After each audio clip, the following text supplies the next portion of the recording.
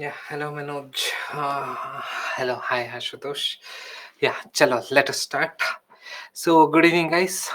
So today we'll be taking up the webinar, that is the current affairs webinar of the first week of your August, the last 7 days. What happened? So we'll be dealing with that. The topics which you have selected today is quite important, and it's more important from your prelims perspective. But however, so today there are two topics that we'll be dealing. One topic is from your Yojana, and the next topic is from your Kurukshetra. So apart from these two topics, remaining most of the topics are from mainly from your prelims perspective. So that's what we'll be taking up. And yeah, so these are the topics. Okay, the first topic is about your ransomware. Okay, slightly linked with internal security, but no major answer you can write it from internal security point of view. But however, it's a core prelims oriented question. And next one we have Yojana article, and this also your Kurukshetra article. This is your Kurukshetra article. Privilege motion, mix of both prelims as well as mains. And next we have this is also reducing the age of contest age to contest election. So this is also your polity. Hybrid EV, environment plus science and tech, a mix of both. Again, this is again your polity. And finally we'll have environment. So these are the important topics that we'll be taking. Yeah, hi Bittu. So hello Kusma. So yeah, chalo, we'll start. So let us start with Akira ransomware. So yeah, all good. Let us start. Bhagya, good evening, Bhagya. Good evening. So Harsu, hi. Yeah. So let us start. So recently it was in news, Akira ransomware. So before knowing what is this Akira ransomware, first let us just a second.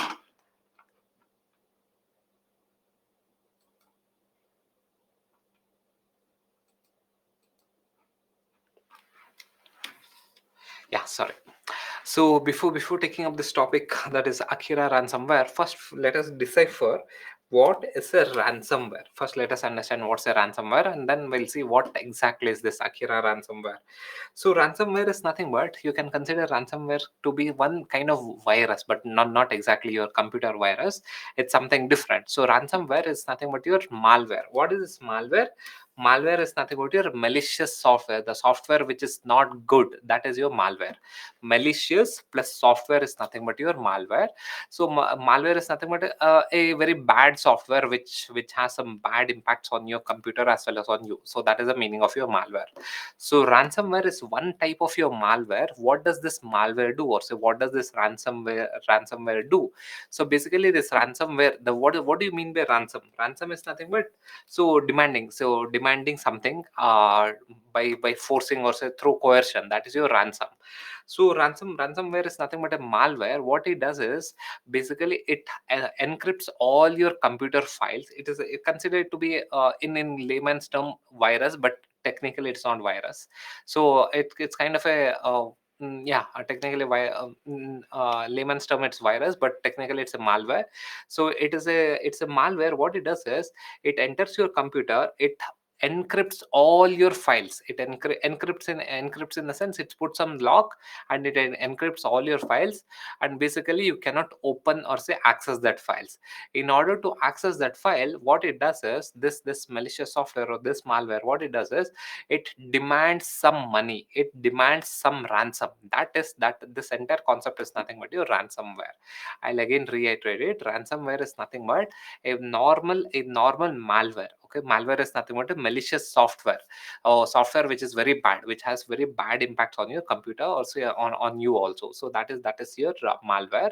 So this type of malware, that is ransomware, is a type of malware. What it does is it encrypts all your files that is there in the computer. Say today you have created one PPT or say Excel sheet. Today you have created one Excel sheet or a PPT. What this ransomware will do is it will encrypt that PPT, or say it will encrypt that Excel file, and you cannot cannot open that. In order to open that, you will have to pay some money to the agent, the person who has developed this ransomware.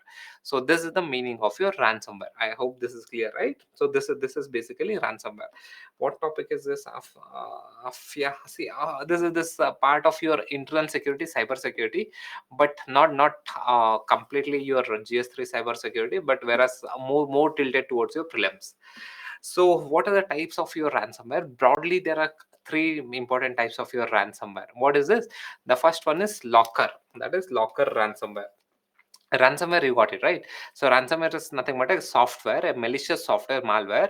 What it does is it enters your computer, it encrypts all your files, and in order to access that file, you will have to pay some money to the creator of this ransomware. So that is your ransomware. So there are three main types of your ransomware. What is this? The first one is your locker ransomware. What do you mean by locker ransomware? Basically, it will completely lock your device. Say for example, if this phone gets infected by ransomware, everything in this phone will get locked. I cannot even open this phone. That kind of ransomware is called as your locker ransomware. And next one is something called as a crypto ransomware. So what do you mean by crypto ransomware? So crypto ransomware is nothing but it's kind of a ransomware where few important files will get encrypted, not entire file. Say for example, in this phone, if there is a ransomware, say a crypto ransomware, what will happen is only my gallery, only my photos, say or only camera photos will get encrypted. Your WhatsApp photo, Telegram photo, everything will be accessible. Very few important files will get encrypted. So that is called as your crypto ransomware. And the next one is your double extortion ransomware. So double extortion ransomware is nothing but, please everyone focus here, this Akira ransomware is this type, that is double extortion ransomware. So double extortion ransomware is nothing but basically a ransomware is software, that is a malicious software, enters into my computer. Let us consider this is my computer. So few of my say, let us consider my camera, that is the images from the camera will get encrypted. And double extortion in the sense, initially they will ask me money in order to open access my camera photos, or they will tell that if I don't pay money, they will sell my photos or say sell whatever data that is there in the computer in a dark web. So there are double extortion. Initially they will extort money in order to access my own file. If I don't pay, they will tell that they will sell whatever data that is there in this phone into the dark web, and they will they will take money. So this is called as your double extortion ransomware. Clear? So the Akira ransomware, which we'll be discussing now, is a double extortion ransomware. In order to access, so I'll again in simple words I'll reiterate it. In order to access your own file, you have to pay some money. This is one extortion. Or if you don't pay money, they will tell that whatever data that is there in your computer, I will sell it in a dark web, or say I'll sell it in a dark web.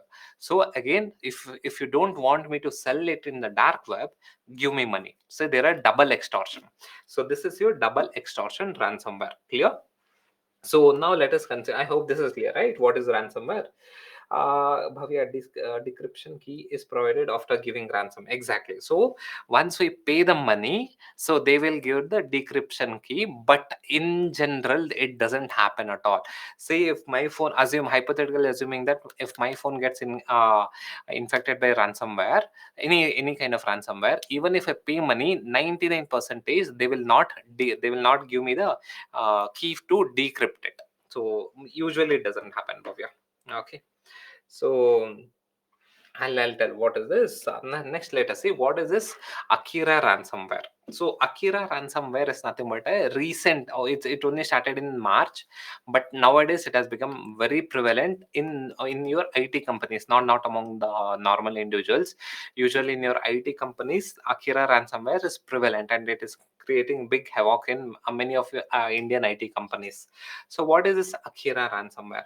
So Akira ransomware is a ransomware, what we have discussed earlier. Ransomware is nothing but a software which enters your computer and locks all your files. And it will say that in order to access your file, you have to pay some money. So Akira is one kind of ransomware. So what it does is, Akira is a double, that is double extortion. Yeah, it is double extortion ransomware. So what Akira does is it will enter your computer and it will lock all your files, and it will say that pay us money in order to access your file. Next it will say that if you don't pay us money, we will sell all your data into dark web. If you don't want us to sell the data into the dark web, pay us money. So double extortion is taking place in Akira ransomware.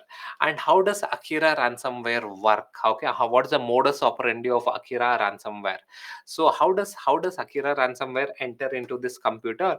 So basically, you people will be knowing that how to access VPN. So Akira ransomware enters into your laptop or computer only via VPN. So through VPN services, usually you get this free VPN services, right? So when you access this free VPN services, this Akira ransomware enters into your file, enters into your computer. Say you would have seen ads like free VPN, click here. So if you click here, if you click on that tab, so Akira ransomware enters into your laptop or say computer. So and that is how Akira virus enters into your system. And once it enters into your system, what it does is basically it encrypts all the important files. So what are the important files you have, it will encrypt those important files. And secondly, how it will encrypt, it will encrypt with an extension .akira. Say assume that today you have created one excel sheet of say disaster management excel sheet. Okay, this is I think XLSC or something. Yeah, this would be your excel sheet. Or say you would have created .word in Word document. You would have created one Excel disaster management topic. Or say in a PDF you would have created. So what disaster management .pdf. So this would be the normal file. Once if your Akira ransomware enters into a laptop, what it does is it will encrypt this disaster management .pdf file into, what it will do is disaster management .pdf .akira. Now the extension Akira will be there. So this is the new extension that will get merged into your disaster management PDF. So in order to open this, so when you try to open that PDF, a message will pop up saying that this is the link which the URL link will be provided. This is the link which you have to pay the money. Else it will also show that else we will upload all your files into dark web in order, and will make some money. So this is what your Akira is doing in majority of your in many software companies, in many in India. So yeah, and that is your ransomware also leaves a note. That is Akira leaves a note saying that if you don't pay the money, we'll sell the data in the dark web and we'll make money. And how do you protect yourself from Akira, that is Akira ransomware? So basically what you got to do is the general protection is that one is you have to regularly update your Windows system. And next one is you got to use some good reputable antivirus or say internet security.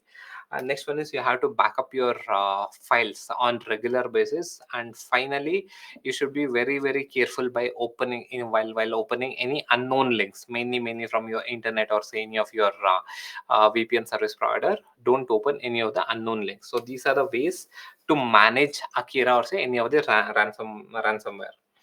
And yeah, so if there's any infection in the computer, so what is the next step that needs to be done? So the next step is we shouldn't be paying anything to anyone. So don't pay the ransom. That is the first thing. So usually why in cyber crimes we shouldn't be paying the ransom? Don't link Akira. Don't consider this topic only from Akira ransomware perspective. Consider this from a broader cyber crime perspective. If there is any cyber crime, you shouldn't be paying any of the ransom. And the next one is report the attack to the authorities immediately. You got to report it to the cybercrime police station. And next one is you have to contact your say IT department or say any of your cyber professionals for help. And finally, you have to keep a note of the ransom note. That is, you have to keep a copy of the ransom note for evidence in future if there's any cyber insurance that you have taken. So for that, you'll need all these notes. So this is in general regarding your Akira ransomware, and we'll take up the question.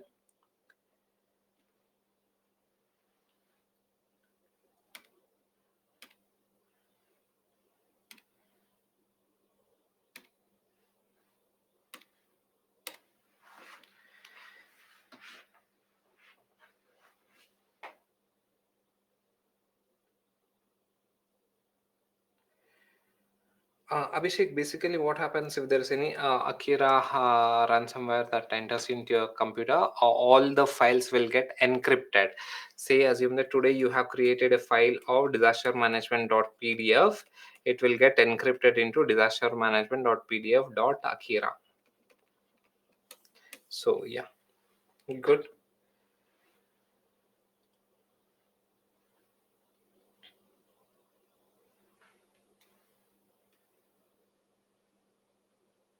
Pulkit, in general, majority times, even if you pay ransom, you will not get the decryption key. So once it's gone, it's gone. So there are very high level of things are at stake. Okay, three types of ransomware. Okay, see, yeah, it's very simple. Three types of ransomware. See, broadly, the first one is your locker ransomware. Locker ransomware is nothing but if a ransomware enters into this, consider this as a computer, laptop. If a ransomware enters into this laptop, entire laptop will get encrypted. I cannot access anything. That is the first one. That is your locker ransomware.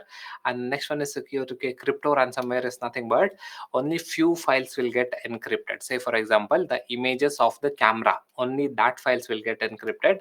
Say your WhatsApp image, Telegram image, and say all other downloaded images will not get encrypted. That is your crypto ransomware. And next one is your double extortion ransomware. Is nothing but few files will get encrypted, and then what is ransomware? I have to demand some money, so few files will get encrypted. Say all my WhatsApp files got encrypted. In order to access my WhatsApp file, they will demand ransom. This is first way of asking ransom. And next way, what they will do is they'll tell that if I don't pay money in order to access my WhatsApp images, I will sell all the images into dark web so that I can make some money. If you don't want me to put all these images in the dark web, you give us money. So this is second type of extortion. So this is your double extortion ransomware. Clear? Okay, fine. All clear. So yeah, please solve this one.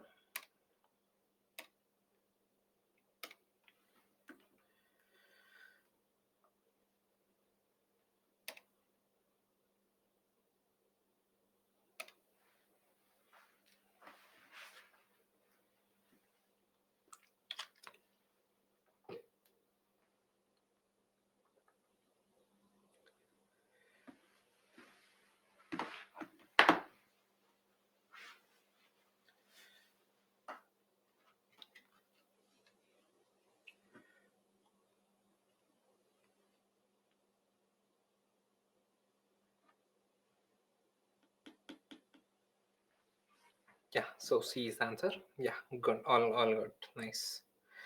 So let us take the next one. So this is your Yojana article, and this is completely from your mains perspective. Purely from your mains perspective, Yojana July article. So this one you have to use it in your say GS1 and GS2. So GS2. So yeah, here mainly GS2 cooperatives, mainly in your GS2 the under governance will have this NGO SG. So in the that part NGO SG PRI, so there you got to use this GS2 part topics. So let us consider what is this. Okay, strategic diversification of cooperatives and business competitiveness. So before taking up this topic, let me explain what is this diversification, else you will not understand the entire topic. So what is this diversification? Diversification is nothing but, okay, let us consider my own case. So diversification is nothing but, see, now I am teaching current affairs. So in order for me to diversify, I will have to start teaching, say, geography. I will have to start teaching disaster management. I will have to start teaching economics. I will have to start teaching various other subjects. This is called as diversification. And I should say, for example, Amul. You would have heard about this Amul Milk, right? Amul is a cooperative organization. So how has Amul diversified? Amul was initially focusing only on milk, and then they started diversifying their products. That is there. They started selling other dairy products, say Amul cheese, Amul buttermilk, Amul, say Amul, what is that? Milkshake, etc. Various other things. They got diversified. This is the meaning of diversification. I hope this is clear. So this is the basic concept of diversification. Now let us consider what exactly was dealt in this article. So this article dealt only this aspect. So first we'll see what is this cooperatives. So first we'll have to understand what is cooperatives. Please everyone focus here. This is how we'll be taking. So first we'll understand the basics of cooperatives. What's a cooperative society? Basics of cooperatives, and next we'll see the challenges of cooperatives, and finally we'll see how to overcome the challenges. Please everyone see here in this article, that is the article that was there in Yojana. So this article deals with how to address the challenges of cooperatives, but they haven't dealt with what are the basics of cooperatives or what are the challenges of cooperatives. So without knowing this basics of what is a cooperative or say what are the challenges of cooperative, we cannot understand this article. So what I'll do is I will first teach what is a cooperative, basics, with the very basics of cooperatives, and then we'll see what are the challenges of cooperatives, and then we'll see, finally we'll see how this article has given a way forward to address these challenges. This will be the flow for the next 15-20 minutes. Clear? This is a pure mains oriented topic. Please focus here, GS1, GS2. So that's what you have to focus. First, let us consider what is this cooperatives. So what is cooperatives? So cooperative is nothing but it's an organization. Let us consider the famous one. The very famous one is Amul. Amul is a cooperative society, or say you can consider any of you. If you're from a rural area, you would have seen there would be many cooperative societies. So this is for why am I taking Amul? Amul, everyone, most of them would know what is Amul. So Amul is a cooperative. So what is this Amul? So what is this cooperative? Cooperative is nothing but it's a cooperative society. What is this? So it is nothing but it's an organization. Cooperative is an organization that are formed by the individuals. It is formed by the individuals who come together. So this is one. So similar kind of individuals who come together voluntarily. So it is not that this woman has been forced. It's not that someone has put a gun on her forehead and asked her to sit here. No, everyone has come there voluntarily to have collective, in order to have some collective vision. So what is collective vision? The collective vision is to pursue some economic, social or cultural interest. So all these women have come to one place in order to pursue some economic vision. So that is in order to increase their economic level. So that is one thing. So various interest will be there. So for social interest also there can be cooperative societies. For say cultural interest also there can be cooperative societies. But cooperative society is nothing but, or say cooperative is nothing but, consider it to be one organization. Say consider the classic example is Amul. Amul is one organization where all the farmers have come together and they are working together in order to produce milk, in order to produce cheese, in order to produce buttermilk, etc. So this is nothing but your cooperative. Cooperative is nothing but voluntarily. It is not that someone is forcing me to give the milk to the Amul organization. No, I am voluntarily giving the milk to the Amul organization. So this is your concept of your cooperatives. Clear? So cooperative is, what are the elements in cooperatives? One is there should be proper cooperation. That is a basic. Let us discuss the basics of cooperative society. Okay, what is it? There should be cooperation. There should be cooperation between all this individual. It is not that what are this individual, okay, this woman is telling, so she is completely opposing, or no, they are opposing. So there should be proper cooperation should be there. And next one is democratic decision making. Democratic decision making in the sense everyone will have equal say. All these women will have the same say. It is not that she will have the higher say. Everyone will have the equal say and the democratic decision making. And finally there would be equitable distribution of benefits among the members. So assume that all these ladies, they have come together and formed one cooperative societies in order to prepare pickle. So let us consider the famous example is pickle.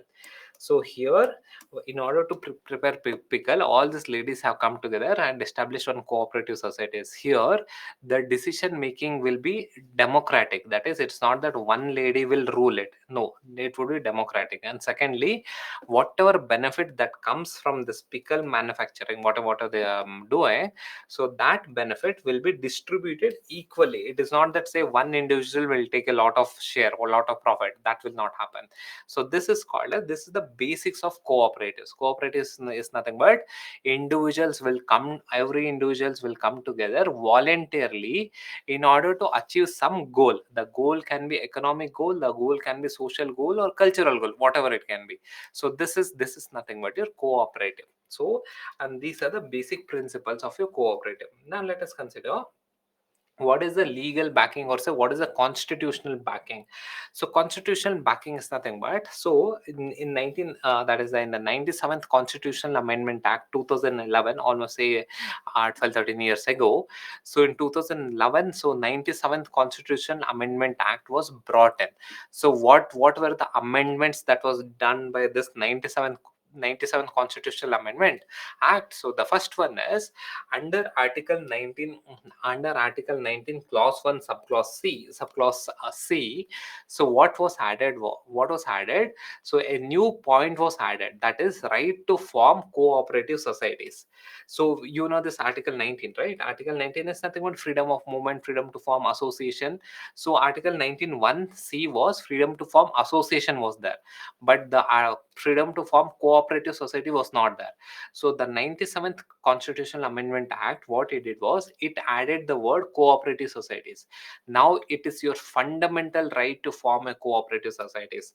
So it is not that you need to take the permission from the state. It is your fundamental right to form a cooperative societies. Now that is under Article 1, that is Article 19, Clause 1, Subclause C. It is your fundamental right to form cooperative societies. And next one, that is now the 97th Constitutional Amendment Act also added a clause in the DPSP, that is Article 43B. What was the clause that was added in DPSP? The first one is, so what it added was the state should endeavor to promote cooperative societies. Now it is a duty of the state, the onus lies on the state to promote cooperative societies. See, under Article 19, Clause 1, Subclause C, under this, what it says, what the Constitution says, you have all the rights, that is your fundamental right to form a cooperative societies. And on the other side, the Article 43B says that now it is the duty of the state to promote cooperative societies. And finally, the 97th Constitutional Amendment also added, 97th Constitutional Amendment Act also added the Part 9B. What is Part 9B? It is basically all the rules, regulation on how to manage a cooperative societies. Now this cooperative societies has almost got a constitutional status. It is your fundamental right to establish a cooperative societies. So these are the basics of your cooperative societies. I hope this is clear. Now let us understand. And they say cooperative societies will start. Yeah, Santosh. Yeah, this is how cooperative societies are meant to start small businesses. So that's how everyone can grow. Cooperative societies will be registered. Yes, yes, they can start any small business. Any small business in the sense legal. It should not be some drug peddling. Legal. Yeah.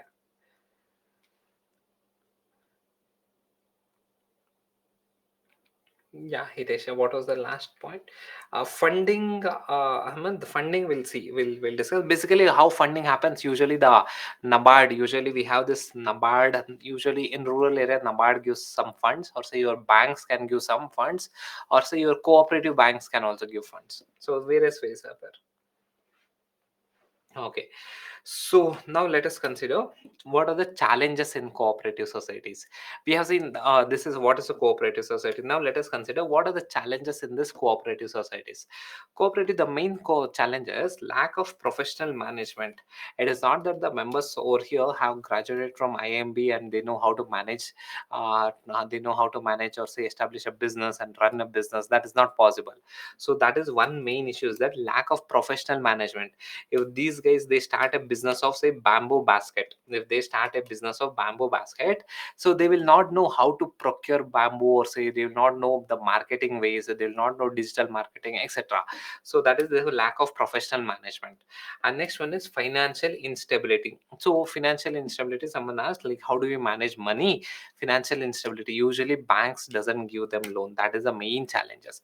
And next one is your NABARD also. Basically, the intention of NABARD has a main goal. The one of the main goal of NABARD is to support these cooperative societies. Usually it doesn't. There are challenges or say limitations in that aspect also. So financial instabilities, and also sometimes what happens, there are huge leakages. That is, say bank would have given say 2 lakh rupees to this cooperative societies. Say one or two person will swindle away that money. So that is financial instabilities. And next one is political interference. Political interference is nothing but, you would have seen, not the small cooperative societies, but if you see a big cooperative societies like banks, okay, that is majority of you, if you see in whatever state you might be residing, that state would have some big cooperative society banks. So if you see the managing director, or say the directors, the independent directors of that cooperative societies, it would usually be some leading politician over there. So that is political interference will be there. So that is one main issue. If there's a political interference, then the cooperative societies cannot take independent decision for the benefit of the members. So that is the issue. And the final issue is competition from the private sector. So let us consider, so competition from the private sector. Let us consider, this is one cooperative society. The agenda of this cooperative society is to manufacture pickle, or say prepare pickle and sell it, or say bamboo basket. So let us consider the agenda of this cooperative society is basket. So now what, to prepare say make basket and sell it, or say prepare pickle and sell it. So this was the agenda of this cooperative societies. Now what is happening, so due to this globalization, so what is happening, the private players will have access to huge capital. They will have access to huge good technology, cutting edge technology, international procurement can be done, etc. So as a reason, these cooperative societies cannot compete with the private sector. This is the main challenge, you have to understand this. So in how do we address this challenge, that is competition from the private sector. Now the Yojana article tells how do we manage this challenge, that is competition to private sector. Understood? Competition from private sector. Is this clear? Clear till here? Any challenges? So the Yojana article addresses this challenge, that is competition from private sector. How do we manage? Say let us consider, this is the cooperative society. So this cooperative society prepares pickle and sells it. So how, what does the Yojana article say? The Yojana article says that the best way to manage this issue, that is what is the issue? Yeah, the issue is that competition from the private sector. The best way to manage this issue is through diversification. You have to diversify. Cooperative societies have to diversify. It is not just you have to just make pickle, or say it is not that you have to just focus on making papad. So that doesn't work. If you just focus on only one element, and if there is any competition, if there is any major crisis, what will happen is your entire cooperative societies will get affected. So what the article says is that you have to, if you are running a cooperative societies, you have to diversify your approach. It is not that just focusing only on one ways of generating business. Understood? So this is the article that says. So why Amul is so successful? Why Amul is so successful? The reason why Amul is so successful is that they have diversified their products. It is not that Amul is just depending on milk. Amul has diversified its product. That is the one main reason why Amul is a successful cooperative society. So this is, let us see what's the reason for diversifying. What the article says is that one is it helps in risk management, that is reducing over reliance on one product. See, assuming that, so there is a cooperative society. This cooperative society this cooperative society manufactures mango pickles. So mango pickle. So assume that this year there was a huge pest attack on all the mango farms. What will happen to this society? This cooperative society for this year, it will have to incur some losses. What the article says is that if you diversify, if you diversify, say that is mango pickle, lemon pickle, papad, etc., bamboo basket, etc., if you diversify, it will help in risk management. It will reduce your reliance on only one product, or say it will reduce your dependency on only one product. That is the risk management. And next one is it will help in financial stability, strengthen your financial stability, in the sense, if there is no mango, I can survive with, say, I can generate profits through lemon pickle, I can generate profits through papad, I can generate profits through basket or the bamboo basket, etc.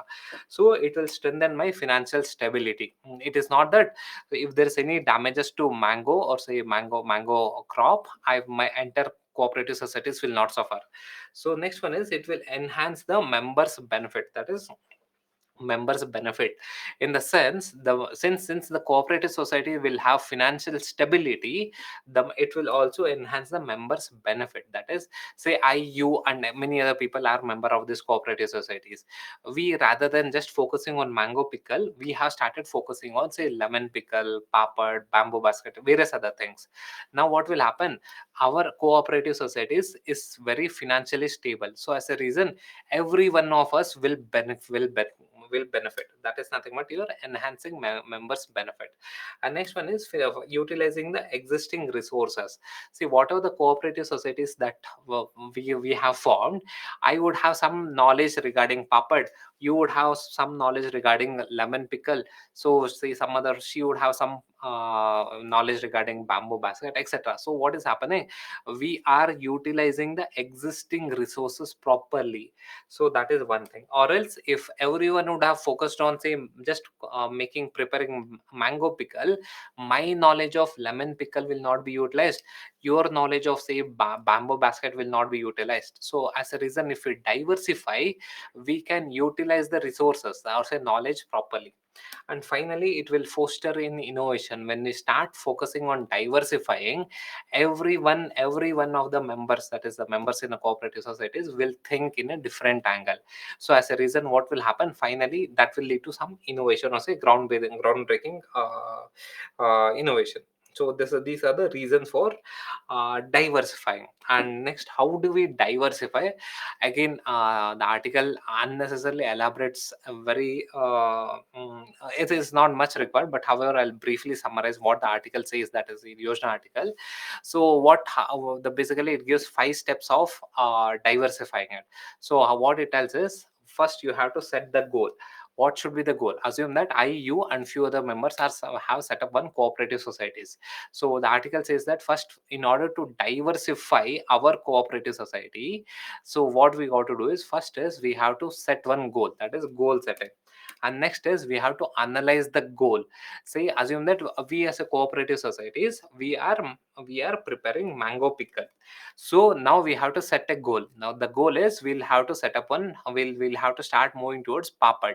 So because papad and mango pickle complementary, so as a reason, we thought that we'll start moving towards papad also, along with mango pickle, we'll also start moving towards papad. So again, that is goal setting. Now we'll have to analyze the goal, whether is it feasible for us, that is for us as a members, to manufacture papad. So that we have to see, that is strength, weakness, opportunity, and threats. We have to analyze the goal. And next one is, once we have analyzed the goals, we will have to formulate a strategy. What is the strategy? How to procure the raw materials, how to procure the credit facilities, how to procure the technology, etc. We'll have to formulate a strategy. And the next one is, we'll have to focus on implementing the strategy for diversification. And finally, we'll have to monitor the progress. So these are the steps that we have to focus on, that we have to consider in order to diversify the elements in a cooperative society. So next one is, so ways of diversification. So this is very important, please focus here, everyone, please focus here. So ways of diversification. So what the article says is that, See, the one is we have challenges, that is cooperative societies. I, you, and everyone have formed on cooperative societies. We are facing a severe challenges from the corporate sector, or say from the private sector. We are facing a severe challenge. The article says that in order to overcome this challenge, we have to diversify. In what ways we can diversify? Just think in what ways we can diversify. We can diversify in terms of our product diversification. So rather than just focusing on mango pickle, we will start focusing on lemon pickle, papad, say various other things. That is product diversification. That's what Amul did. So what did Amul do? Rather than just focusing on milk, what they did, they focused on buttermilk, chocolates, ice creams, various other things. They diversified their product. That is one way of diversification. Next one is diversifying, that is geographic diversification. So let us consider that we as a cooperative societies have set up as a cooperative members have set up our society in Bangalore. Now what we will do is we will diversify. We will try to sell our products in Mysore, we'll try to sell our products in Delhi, Odisha, in say Nagaland, various other places. We'll try to diversify our geographic distribution. So that the best example is Karnataka Milk Federation. Again, Karnataka Milk Federation is nothing but your cooperative society. This is also one cooperative society in Karnataka. So how it is a successful model? Basically, this Karnataka Cooperative Society, the Milk Federation, what it did was it geographically diversified. That is your Karnataka Milk Federation. The milk name is called as Nandini Good Life. So how you have this Amul? If you're from North India, you would have heard about Amul Moti milk, right? So Moti milk, Amul Moti milk is famous in North India. So similarly in South India, the dominant player is Nandini Good Life. So Nandini Good Life is a dominant player in South India. So they have diversified it in South India. So though Nandini Good Life hasn't reached the North India market, so they have diversified it. They're not just confined to Karnataka. So they have diversified their geographic distribution. That is one way of successful way of diversifying. Next one is service diversification. Earlier it was one is product diversification, next one is geographic diversification, and third one is service diversification. Service diversification is nothing but there are certain cooperative societies that provide some services. Say for example, you would have heard about cooperative banks. So what is the service these cooperative banks provide? So one is they provide all your banking facilities. They give you a loan, take your deposits, all these banking facilities they do. And next one is how do we diversify? So service diversification is along with your primary services, provide some other services also. Say for example, if you take this example, that is in Kerala, we have something called as Anjara Kandi Urban Cooperative Bank. So this is one urban cooperative bank. So Anjara Kandi Urban Cooperative Bank, this is in Kerala. So apart from their primary services, what is the primary services? All these banking facilities, locker facility, your say giving loan, taking deposits, all these things.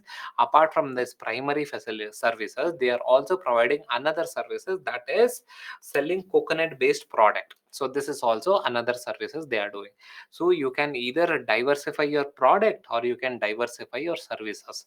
And the next way of diversifying is enter into a joint venture. So there would be multiple cooperative societies.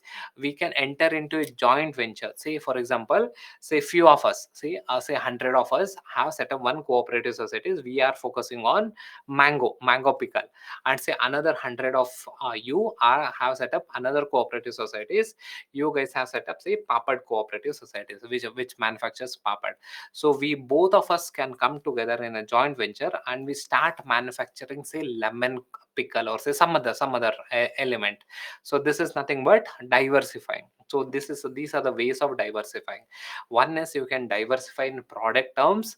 Next you can diversify in terms of geographic approach, geographic reach. And the third one you can now diversify through service diversification. And the fourth one is through joint ventures. So various cooperative societies can come into a joint venture and start having start diversifying their product. Understood? So conclusion is strategic diversification can lead to cooperative growth and resilience by tapping into new opportunities and meeting the changing consumer demand. So the article says that the only way to overcome the challenges that is thrown by the private sector is by diversifying your products. When you diversify, you can so basically you can easily compete with the private sector. So this is purely from your mains perspective. Now let us take another topic. This is also purely from your mains perspective. So this is from your Kurukshetra article, July Kurukshetra article, purely from your mains perspective. So only from your GS3. So this article, what this article has is that, so basically this article deals with all the statistics. It only deals with stats. So what is the current statistics of agriculture and what are the measures that are needed? If you read this article, say 90% of this article deals with throwing statistics, and the last 10 percentage the article deals with some solution. So what we'll do is, first I'll give you all the details that is this article has provided on Indian agriculture. It is a purely statistics. You just need to memorize this, and where you will apply this concept, or say where you will apply this content, you'll apply this content in usually introduction of your agriculture answer, or you will use this content, or say this content, in order to substantiate the body. In the body, if you have to substantiate any point, you will have to use this data. It is not that I and you are, say, Dr. Amartya Sen or say Dr. Manmohan Singh to accept whatever we are saying. We have to substantiate the point in whatever we are writing. How do we substantiate the point? By giving some data. Where will we get the data? This article provides you the data. Clear? So what you want to do is, you have to, whatever data I'm providing, have a repository of those data in one sheet, and you have to use it. You have to use it in your agricultural answers. So yeah, let us start with this thing: agriculture paving way for sustainable growth. The initial few slides, or say majority 90% of the slides, will be bombarding with some data. You just need to memorize. The last one or two slides have some solutions of how to go about in the agricultural sector. So let us analyze how our agriculture has evolved from 1951. So that is 1951 till 1990, sorry, 2022. So 2022. So this is the comparison. How was our agriculture in 1951, and what is the current status of our agriculture? This is the comparison. So if you know this comparison, you can analyze what is the level of development in our agriculture. Clear? Yeah. Good evening, Devraj. Good evening. So let us start.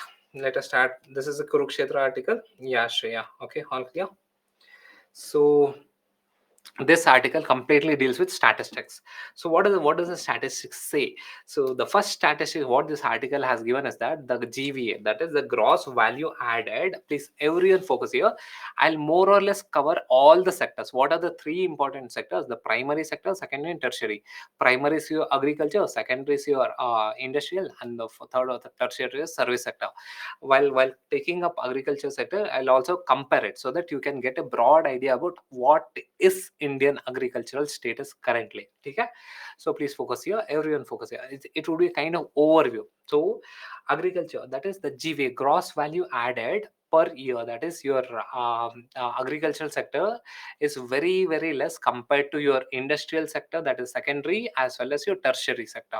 Compared to your industries as well as your service sector, it is just 3%. The gross value added is very less, that is 3%. So next one is shift in the employment. GVA is the lowest, that is out of all the three sectors, primary, secondary and tertiary. GVA, that is gross value added, is lowest for agricultural sector.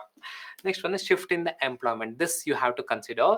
Agriculture is one of the largest employing sector, largest employing sector. If you compare when you compare with your service sector as well as your industrial sector.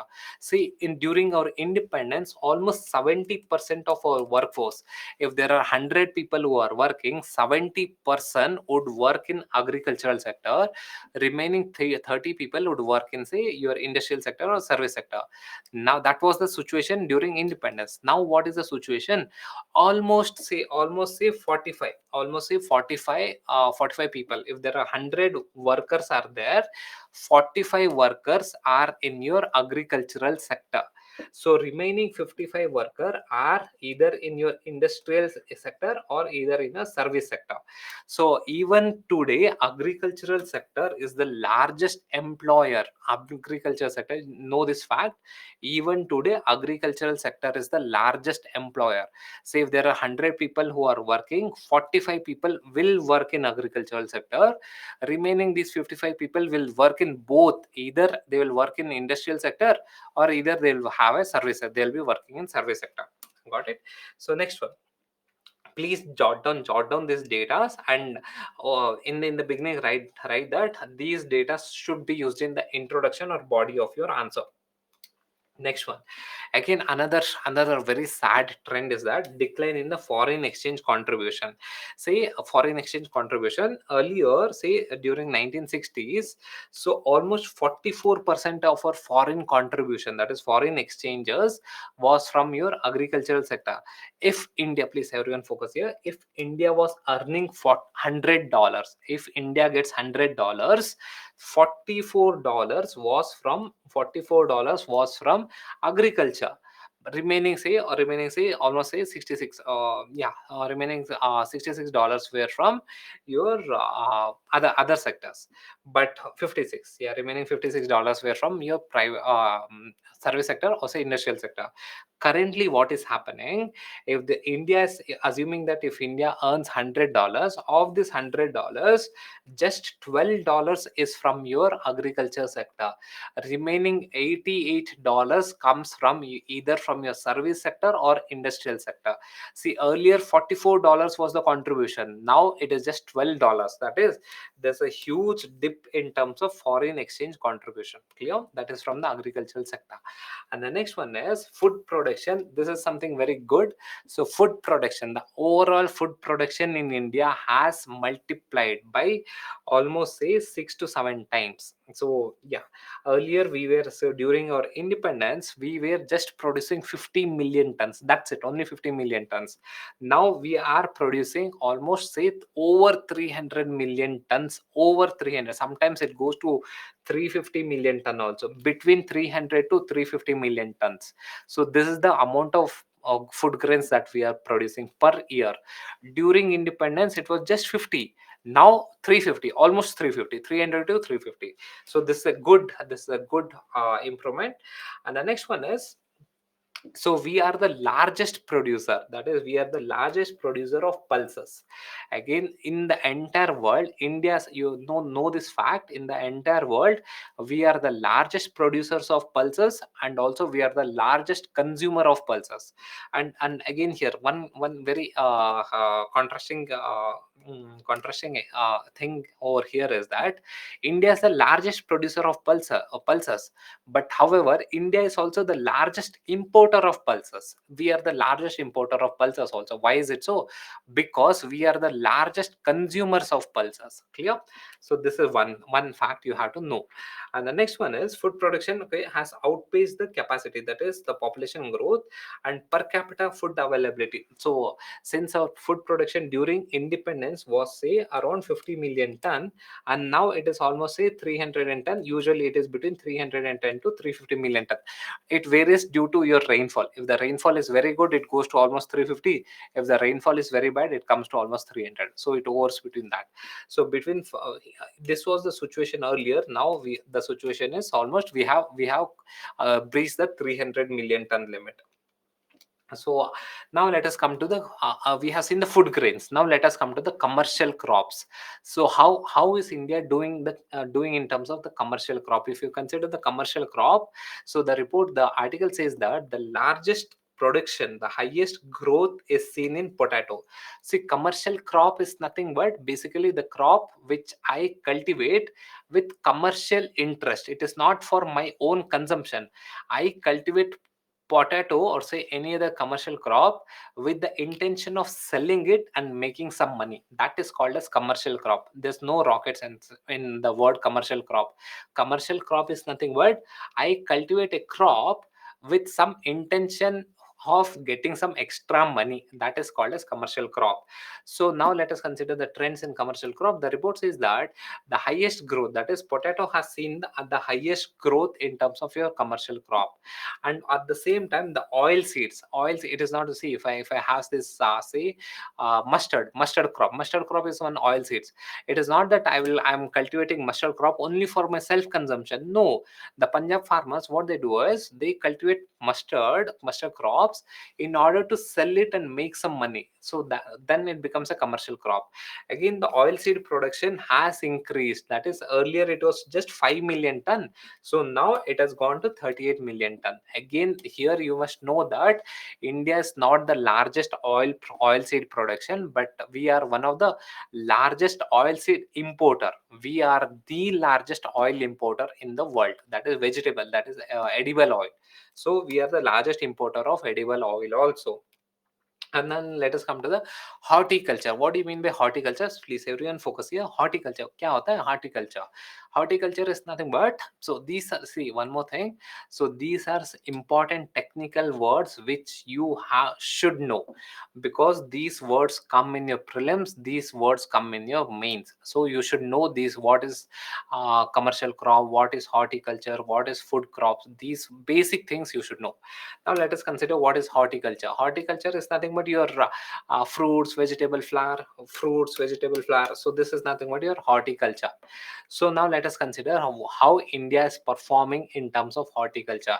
It is performing really well. That is, India is performing really well. If you just consider in the last 20 years, that is just in the last 2 decades itself, India has doubled its horticulture production. Basically, it has doubled its horticulture production in just a matter of 2 decades. So this is some good achievement, great achievements. And the next one is, it's mainly due to this. There is a scheme called as National Horticulture Mission. So due to this National Horticulture Mission, India has performed really well in terms of your horticulture, say fruits, vegetables, and flowers. But another thing is that it is slightly skewed. That is, over 60% of your horticulture is only vegetables. But if you see which is more profitable, vegetable or fruits, which is more profitable, usually fruits and flowers are more profitable. Even flowers, okay, flowers is also highly profitable business. Fruits is also highly profitable business. But however, it is slightly skewed towards vegetables. Say 60 percentage of your horticulture is only vegetable, 40 percentage includes your fruits as well as flowers. So again, we should start moving towards your fruits and flowers, where the farmers can have better profits. And finally, we'll take up the global that is the global presence. So India has marked its position in the global market, that is the global presence in horticulture, and we are the second largest producers of fruits and vegetables after China. So this is the at the global level. Now let us come to the livestock. So livestock is nothing but your these are your livestock. What is the status of livestock in India? So the best, or the status of livestock is almost it is growing. The livestock, the number of livestock in India is growing, and it contributes, say, almost, say, 30 percentage of your agricultural income. Say if I am a farmer, if I am earning 100 rupees, 30 rupees will come from the livestock which I will have. say I would have say one cow, two goats, and few other cattle. So again, 30 percentage of my income is coming from your livestock. So that is the report. That's a report which the Kurukshetra highlights. That is 30 percentage of your agricultural income comes from your livestock.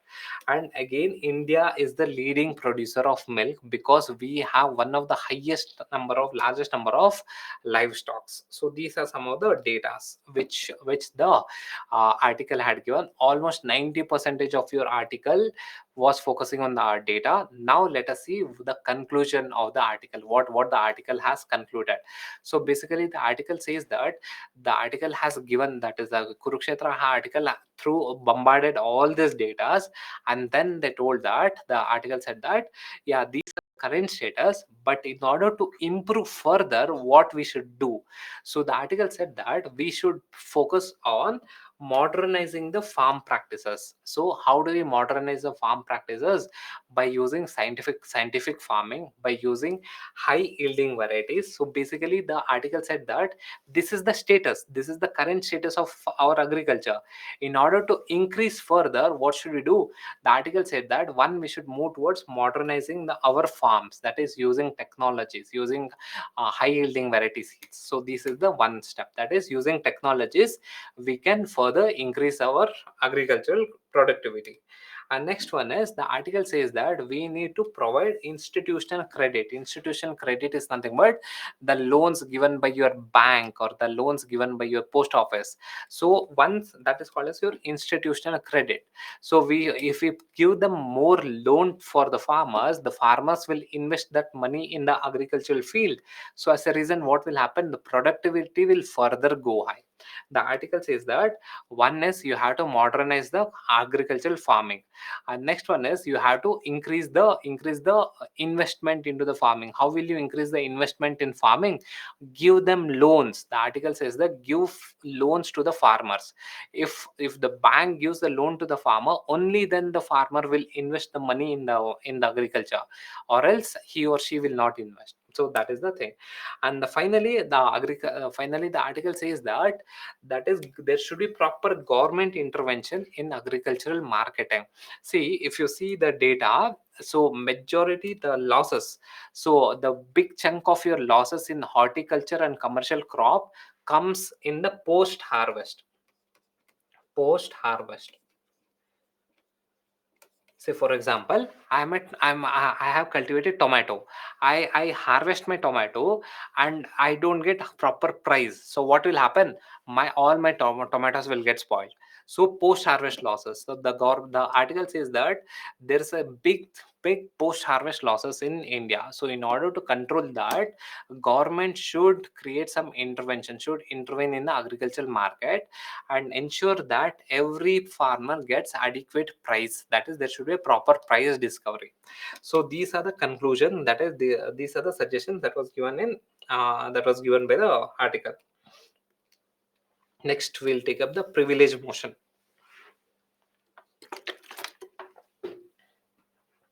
Any doubt? I know the previous topic was completely bombarding with data, but however, you should remember the data, guys. See, ऐसा है ना, in order to score good marks, or say in order to get a rank, every mark counts. You know what is on an average, how many people are there in one rank? On an average, there are some 6 candidates will be there in one rank. 6 people will be there in one rank. I think this time, if I'm not wrong, just check the mark sheet. So the one mark had almost say 23 people were there in one mark. 23 people, almost 23. Last year, if you take up last year, I think rank 193 and rank 206. The difference between rank 193 and rank 206, I'm talking about the last year, not this year, last year, was one mark. This was the difference. So if you have to get this difference, that is additional 1 mark, you can get this additional 1 mark by flaunting the datas.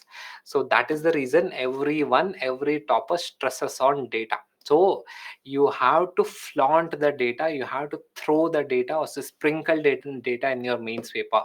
If you don't memorize the data, नहीं हो पाएगा. मतलब seriously don't think that no sir I cannot memorize the data, तो नहीं हो पाएगा. मतलब the competition is very very difficult. You have to memorize the data. So that doesn't mean that you'll try to become one data collector. Not required. Every topic, agriculture, 4 5 data memorize, that's it. Use the same thing. So next one, say internal security, 1 or 2 data memorizes. So data is quite important. Clear? Yeah. So we'll take up privilege motion. So quite important from your GS2 and prelims. GS2 and prelims. So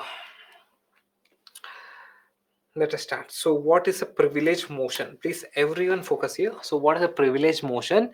In order to understand privilege motion, first you should know what is a privilege, and then you should know what is the breaching of privilege, and next only then you'll understand what is a privilege motion. I'll again reiterate it. If you have to understand what this privilege motion is, first what you should know is you should know what is a privilege. First understand what's a privilege. Next, understand what is breaching of privilege means, or say what is violation of privilege means, and then only then finally you will understand what is this privilege motion. Okay, in simple words, I'll understand. I think many of you would have gone to airport. In airport, you would be lounges will be there, right? Airport lounges will be there. So in order to access that lounge, you will be given some privilege pass. Okay, if you have a bank access bank card, you'll get this privilege pass, or say this using this privilege pass you have the right to enter into this airport launch. Let us consider this is one airport launch, say Bangalore airport launch 080. So this is your Bangalore airport launch. In order to enter this Bangalore airport launch, you should have one privilege card, or say privilege pass. So this privilege pass will give you the right to enter into this launch. So this is nothing but the privilege is nothing but extra rights. Say there would be all the passengers will be there in this Bangalore airport. The person who has this privilege pass will get this extra rights to enter into this space, that is this 080 launch. Clear? Very simple. This is the meaning of your privilege. And what do you mean by breaching of privilege? What is the meaning of your breach? Okay, that is breaching of privilege. So breaching of privilege is nothing but assume that I have a privilege pass and I try to enter into this launch, and the launch guys tell that no, you cannot enter. I have the pass. That is my. I have this right to enter into this launch, but the launch guys are telling you cannot enter. This means that there is a breach of privilege. My privilege got violated. This is the meaning of privilege. That is breaching of privilege. So in simple words, if you don't know what's a launch, so the people who are now listening, or say if you have enrolled into this Byju's class, you have all the privileges or rights to watch this video. And now if I tell that, so that is your privilege, that's your right, privilege, that is extra rights. Say compared to other aspirants, you have extra privilege to watch this video. That is your privilege. But if I tell that you cannot watch, say two of you cannot watch this video, I am breaching your privilege. That is the meaning of breaching of privilege. Clear? So now this is the overview about your privilege and breaching of privilege. Now let us understand what this privilege motion is in the perspective of parliament. So recently there was a issue, there was a news saying that so two honorable MPs got a notice regarding breaching of privilege. So what is this? We'll see. We'll not go into politics, but we'll see the concept of privilege motion. In order to understand privilege motion, we should understand what is the privilege of parliament and what is the power of the chair. Okay, the chair can be your speaker or chairperson. So this is what is the power of the chair, and then what is the rules that is backing this privilege. We'll see completely holistically. So let us consider. So privilege, what is this parliamentary privilege? Parliamentary privilege is nothing but like how we saw this airport, in airport launch, if you have this privilege pass, you will have that extra right to enter into that launch and do have some food. So that is your privilege pass.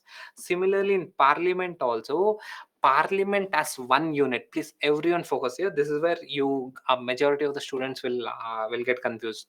So privilege in the sense, Parliament as one institution. Parliament as one institution has some privilege, and the members in the Parliament also has some extra rights.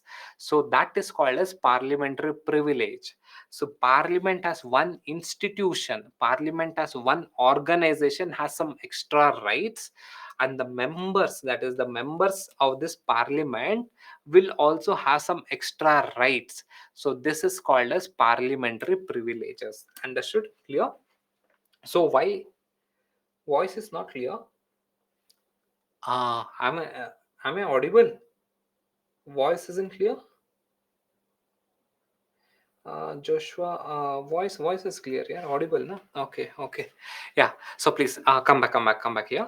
So parliamentary privilege is nothing but, please understand, there are two things in this one. Parliament as one organization, that organization will have some privilege, extra rights will be there for that organization, that is Parliament organization. And the next is the members, that is every member in the Parliament will have some extra rights, that is called as a privilege. So why Parliament and the members of Parliament should have extra rights? So basically, in order to perform, that is do their duties effectively and efficiently. See, assume that if the Parliament doesn't get that extra rights, or say members doesn't get the extra right, what will happen? Say police can come and arrest one person,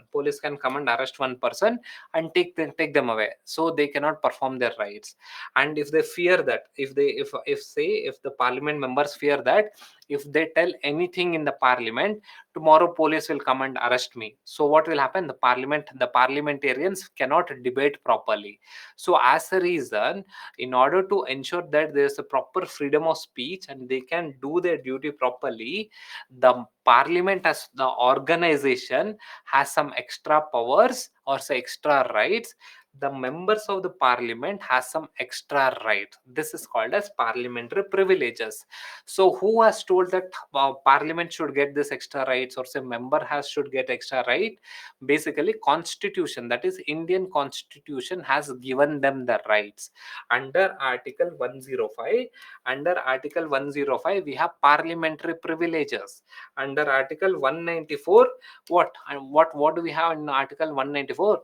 We have, that is state legislature, that is your, say, Karnataka state legislature, or say Tamil Nadu state legislature. So they will have the privileges. This is your state legislative privileges. The Article 105 deals with your parliamentary privileges. Clear? So I hope this is clear. Parliamentary privileges.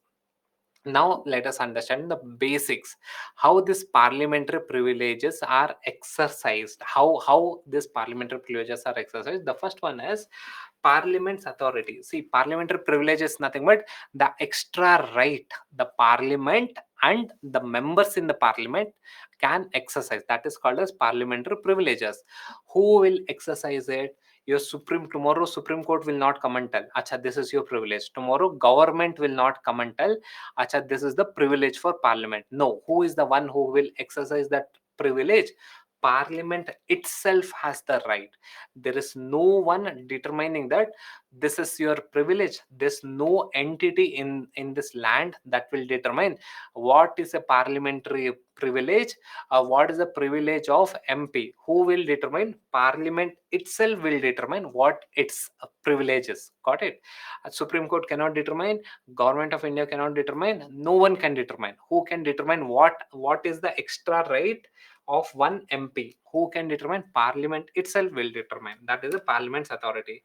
Next one is members right.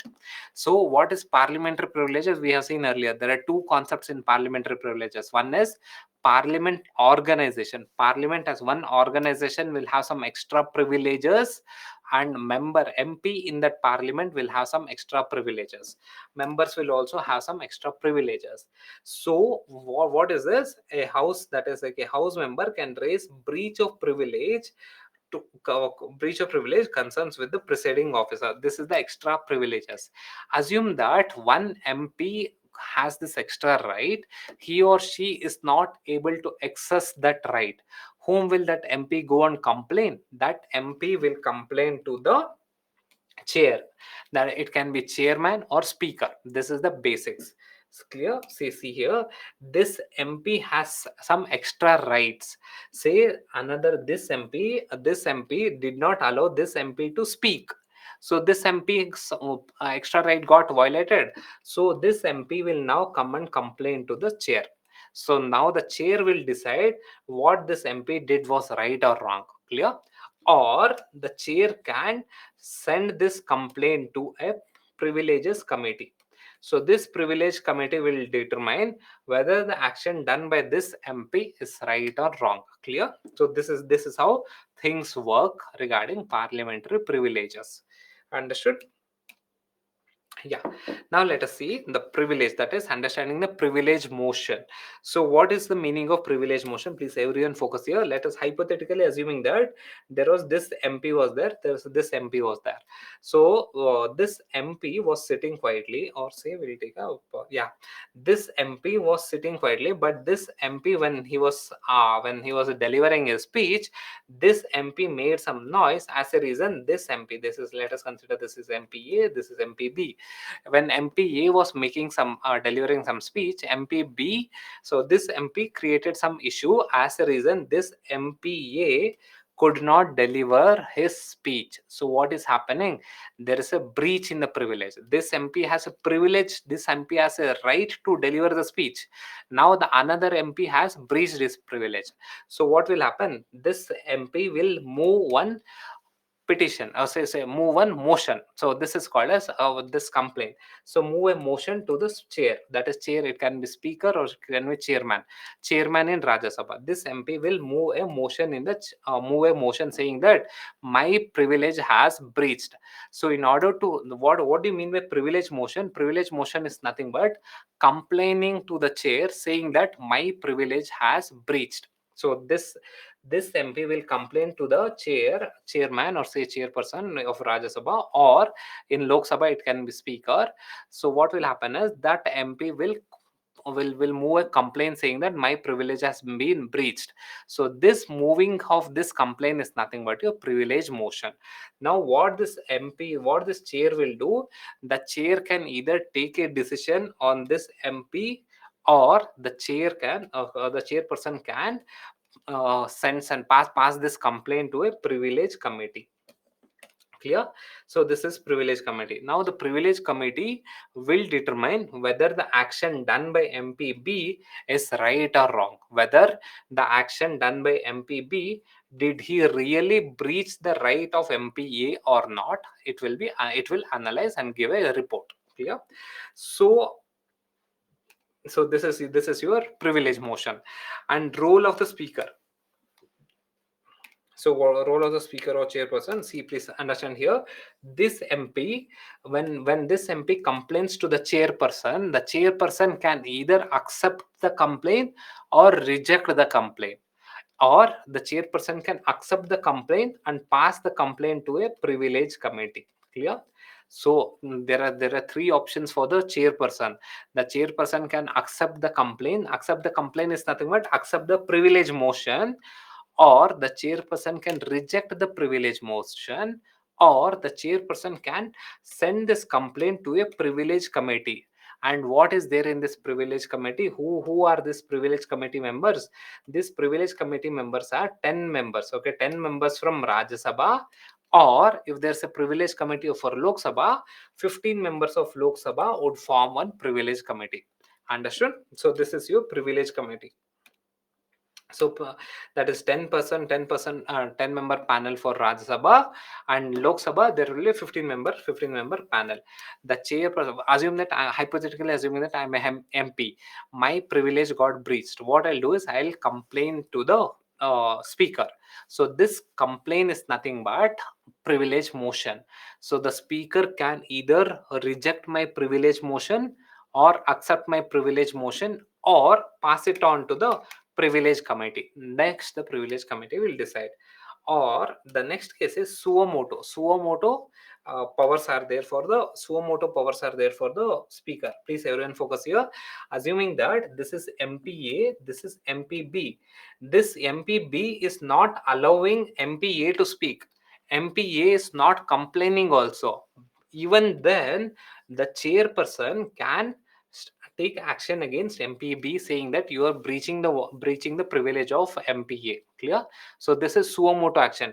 Even if MPA doesn't complain to the chairperson suo motu can take actions against MPB, saying that you are violating the privilege of other members. So this is called as, so these are the various powers under privilege motions. These are the basics of your privilege motion. MP is member of parliament. Suo motu in the sense self-interest. That is self-interest.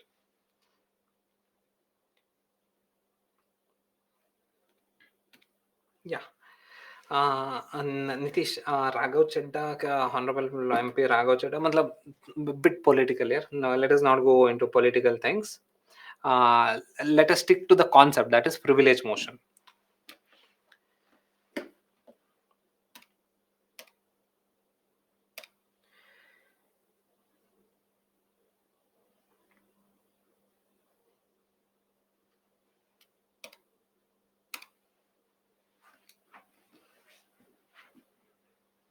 Vivek, privilege committee means a committee in Rajya Sabha, 10 members of Rajya Sabha, that is 10 members, 10 MPs of Rajya Sabha will form one privilege committee. So, and in Lok Sabha, 15 members of Lok Sabha will form a privilege committee. This is your privilege committee. So what happens is, in this privilege committee, is that hypothetically think that I am MP and you are another MP. So what I do is I don't allow you to speak, or say I violate your rights. What you will do is you will pass on privilege motion. Passing a privilege motion is nothing but you are complaining to the chair, saying that I did not, I am violating your rights. The chairperson or the speaker can take actions on this privilege motion, or can reject your privilege motion, or the chairperson can send your privilege motion to this privilege committee. This privilege committee is in Rajya Sabha. There will be 10 members will be there. This 10 members will assess the complaint and then finally give a report. So that is your privilege motion. So privilege committee. Clear? No, Moin, not binding. See, at the end of the day, you should know that in the parliament, in Rajya Sabha, the boss is chairperson. In Lok Sabha, the boss is the speaker. So nothing is binding on them. So they can either accept the report of privilege committee, or they can reject the reports of privilege committee. Privilege motion is passed. What is the punishment? Matlab punishment or suspension, one day suspension, or say they can give warning. So that's it. Not major things. uh, Privilege, what are the privileges? So what are the privileges MPs have? It is undefined. So today parliament can say that accessing 5G network in the parliament is a privilege. Yeah, that can be a privilege. So there is no set rules saying that this is the privilege. What is a privilege of an MP? The members will decide, acha, this is my privilege. The parliament will decide what's a privilege of an MP. So there is no exact definition of what is a privilege for parliament. No set rules. Okay. So next one. Yeah. So quite interesting also. I think many of you are very young, so very relevant for you guys. Reducing the age to contest elections. So recently, please everyone focus here. So recently, there was one parliamentary standing committee that was set up in order to assess what is the right age of a Lok Sabha MP. What is the right age of a MP or MLA to contest? So currently, the right age. What is the age that the constitution says? For a Lok Sabha, the MP should be 25 years old. If you have to contest a Lok Sabha MP election, you should be 25 years old. If you want to contest a Rajya Sabha MP election, you should be 30 years old. If you want to contest president election, you should be 35 years old. If you want to contest your local panchayat election, you should be 21 years old. See, this is the standard. This is given in our constitution. For a panchayat, you should be 21 years old. For Lok Sabha, 25 years old. Rajya Sabha, 30 years old. If you want to become a president, you have to be at least 35 years old. So this is the set norms in our constitution. Recently, one parliamentary standing committee was set up to assess this. Should we follow this, or should we reduce the age? Why should we reduce the age? India is the youngest country, one of the youngest country in the world. Our median age, that is the average age of India is somewhere around 28 years.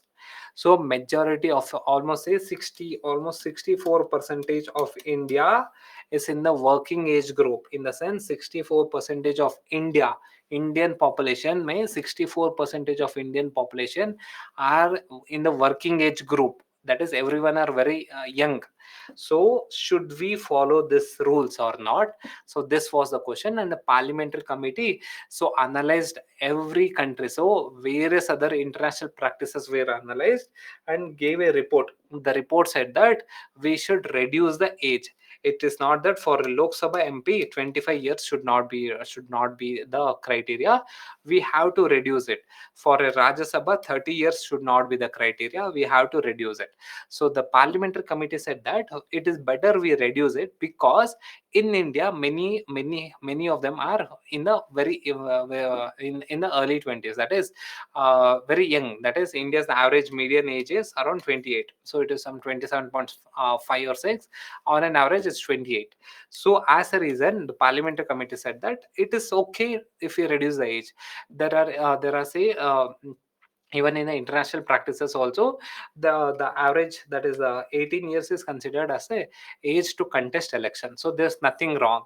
And with the advancement of the technology, the guys who are at the young people at 18 years old, they know majority things, so using technology. So it's no big deal. You need not have a lot of experience to contest one election. So that was the views of parliamentary standing committee. But now what happened? Your election commission disagreed, saying that what will a 18-year girl or boy know about the Indian politics? So Indian politics, the dynamics of Indian politics is highly complex. What will this 18-year girl or boy will know about dynamics of Indian politics?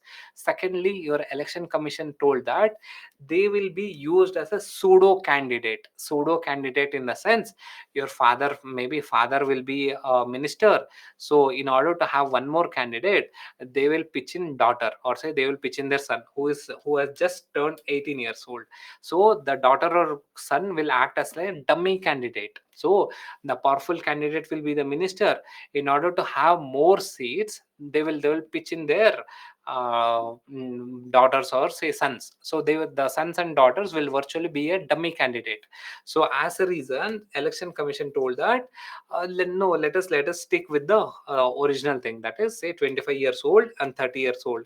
25 years old for Lok Sabha, 30 years old for Rajya Sabha. This was the context behind the news. Clear?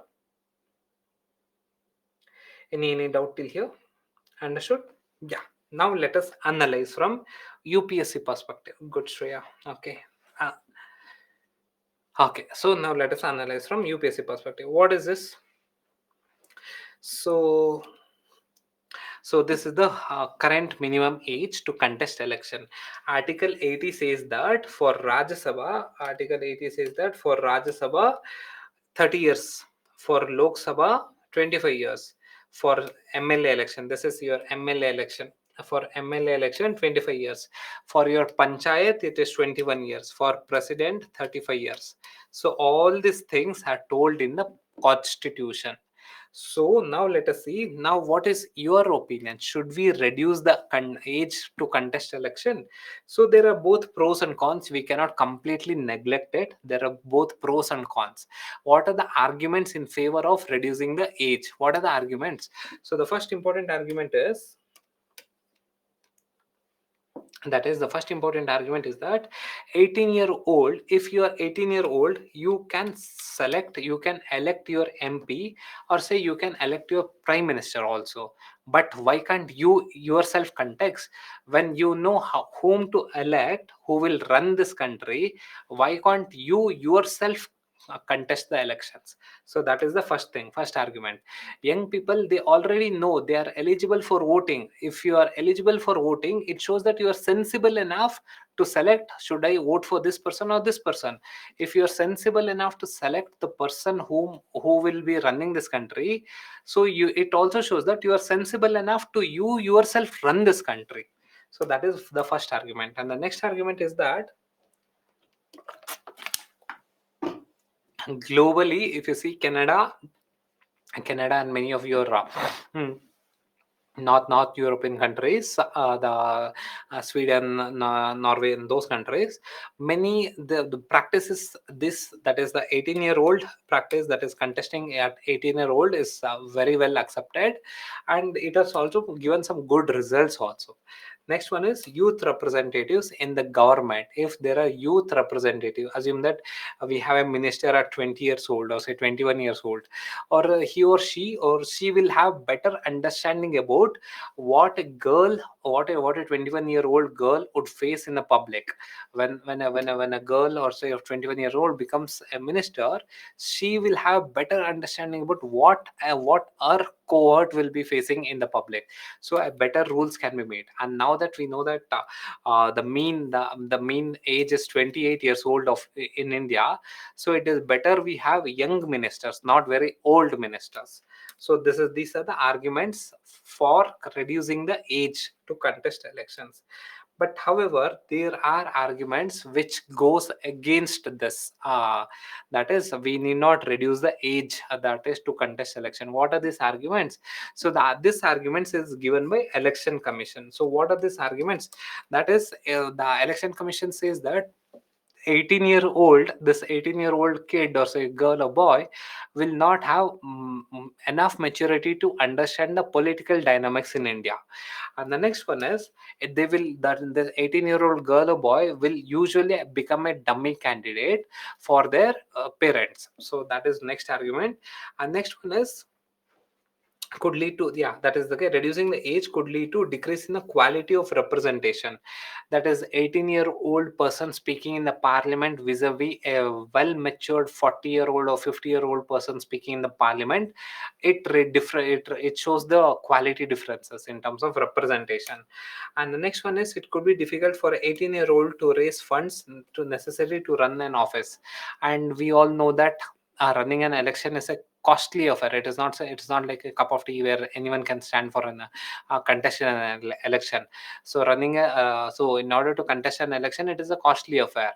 So this 18-year-old person will not have enough money. So these are the arguments which are against reducing the age to contest elections. So what should we do? So what is the next step? So see here, now focus here. On one side, parliamentary committee is telling that reduce the age. On the other side, election commission says that no need to reduce the age. Now the ball is in the government's court. Now the government can decide either to reduce the age or to keep maintain status quo. So now the government has to decide. So the government should either support the parliamentary committee, or the government should support the election commission. Let us see what the government stance is. Understood? So yeah, so let us see, probably when the government takes a decision, we'll go further in detail.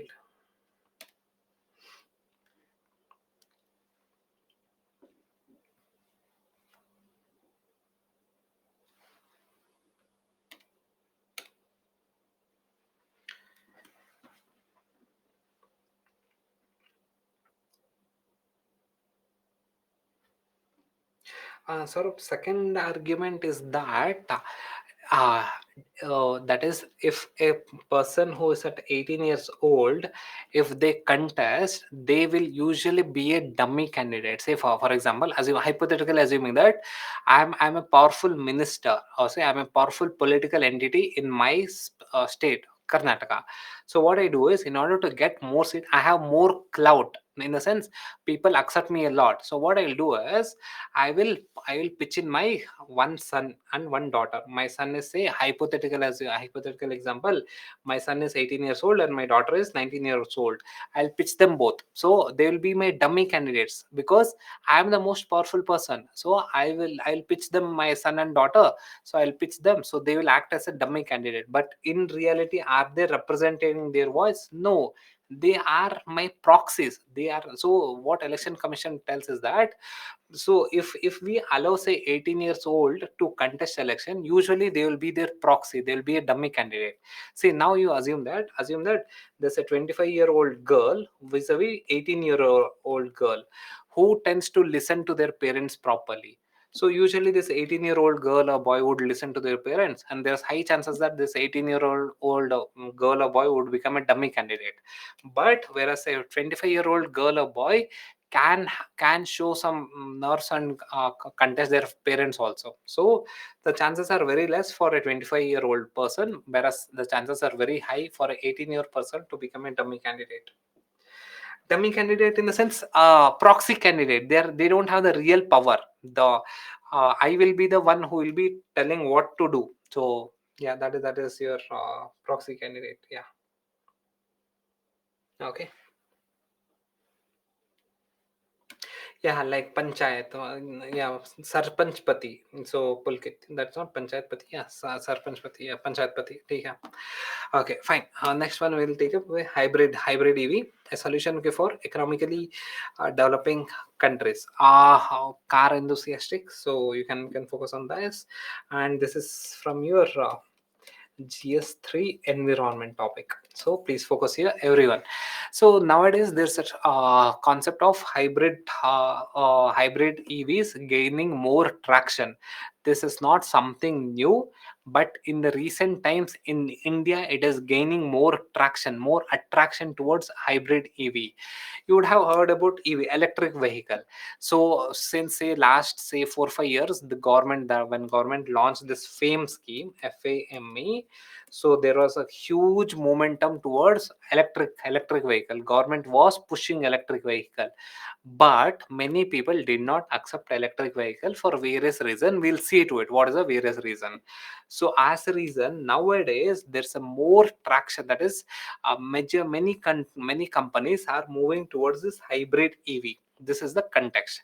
Now let us understand why electric vehicle, even though through government subsidies, did not perform well in India, or say in any of these developing countries. So, and why is companies moving towards hybrid electric vehicle, not the pure electric vehicle? So that we'll understand. So yeah, this was in news in Hindu. We'll understand this. So background is, so we all know the what is a background, that is, we are in a phase of climate change, or say global warming. So due to the one of the main reason for global warming is vehicular pollution.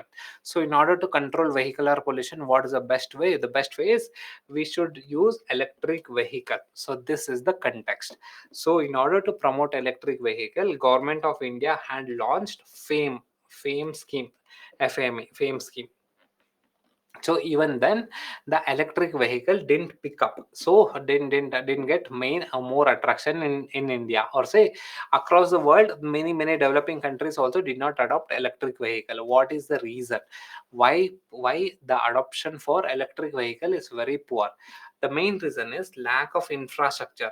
So I have bought one electric vehicle, I don't have charging infrastructure. If I have to go from, say, Bangalore to Chennai, if I have to go from Bangalore to Chennai, what I should have multiple chargers in between. There is no multiple chargers in between. So as a reason, I will not purchase a electric vehicle. Next one is high cost. If you consider, say, Nexon, okay, Nexon EV vis-a-vis Nexon petrol. So the cost difference, Tata Nexon EV vehicle vis-a-vis Tata Nexon petrol vehicle, the cost difference is somewhere around 4 to 5 lakhs. So this is the cost difference. In order to recover this cost difference, I will have to travel 1 lakh kilometer. So 1 lakh kilometer I have to travel. So if when I travel 1 lakh kilometer and above, only then I will be able to offset this extra cost. So as a reason, I will not buy electric vehicle, I'll buy only petrol vehicle. So next is unreliable power grid. Unreliable power grid in a sense, from between say Chennai to Bangalore, I will stop in one electric charging station. So after 15 minutes, there is power cut. So unreliable power grids. So as a reason, I cannot charge my vehicle. So these are the disincentives. So because of these disincentives, I am not adopting to electric vehicle, or say because of this incentives, many Indians or say many developing countries are not adopting to electric vehicle. So what is the solution now? Now the solution is, let us move towards hybrid electric vehicle, HV, that is okay, hybrid EV. What is this hybrid EV? Too much in news, you would have seen this Grand Vitara. Nowadays it's too much on road also, that is a Grand Vitara. This is a hybrid electric vehicle. What is this hybrid electric vehicle? No rocket science. Hybrid electric vehicle is nothing but, we will have the regular petrol engine, regular, that is your IC, that is IC engine, also internal combustion engine. Along with regular internal combustion engine, I will have one motor and one battery pack. This is one motor plus battery. Clear? So this is hybrid vehicle. Hybrid vehicle is nothing but combination of my old engine with electric motor. So this is your hybrid vehicle. So this is your hybrid electric vehicle. Yeah. So this is a regular IC engine plus electric motor plus battery. So this is your hybrid EV. So this hybrid EV doesn't depend only on a battery pack. So it also has the regular IC engine, and sometimes it uses battery, sometimes it uses IC engine. So as a reason, what are the benefits? What is hybrid vehicle? Shambhavi, see, hybrid vehicle is nothing but, your old vehicle is there where I use petrol engine. Along with that petrol engine, I also add some electric motor. That is your electric vehicle. That is electric motor plus battery. When I add both, when I club both, then that vehicle is called as your hybrid vehicle. Yeah. So again here, in hybrid vehicle, how do we charge the battery? Please everyone focus here. How do we charge the battery? The battery can be charged through the dynamo within the engine, or it can be charged externally also. The small battery pack that will be there in a hybrid vehicle, it can be either be charged externally or internally. So this is the concept of your hybrid vehicle. So what are the benefits of hybrid vehicle? One is improved fuel economy. See, in a normal petrol engine, you would have got say 12 to 14 kilometers per liter. So this is when, let us take the Toyota Hyrider. So usually 12 to 14 kilometers per liter. So this is the normal petrol mileage. But whereas in a hybrid vehicle, you can easily get between 12 to 25 to 27 kmph. So this is the difference. That is improved fuel efficiency. How improved fuel efficiency? Because half of the time my car will run in battery pack, half of the time my car will run in petrol. So as a reason, what will happen? The fuel efficiency increases. That is improved fuel efficiency. Next one is low purchase price. If you consider this hybrid vehicle is not as costly as your EV vehicle, that is electric vehicle.